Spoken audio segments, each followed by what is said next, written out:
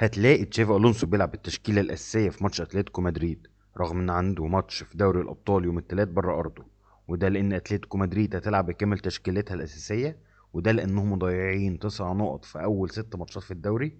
ده غير ان عندهم ماتش سهل على ارضهم يوم الاربع قصاد فرانكفورت، ولان تشافي الونسو مش عايز يفقد فرق النقط اللي عاملها على برشلونه، وخصوصا ان هانزي فليك بيطارد ريال مدريد على الصداره ومش ناويين يوقعوا نقط قريب.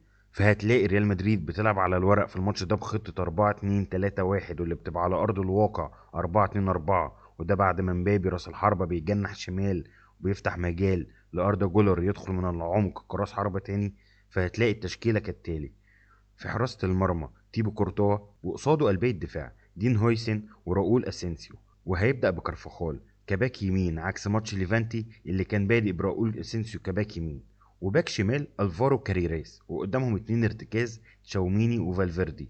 وقصادهم صانع اللعب اردا جولر، وعلى اليمين ماستانتينو، والشمال فينيسيوس جونيور. وقصادهم راس حربة وحيد كيليان امبابي. وهينزل من على الدكة الشوط التاني بلينجهام ورودريجو، اللي هيجهزهم لماتش الشامبيونز ليج اللي هيروحوا كازاخستان علشان يلعبوا خيرت معاطي، واللي هو ماتش سهل على ريال مدريد حتى لو بره ارضه.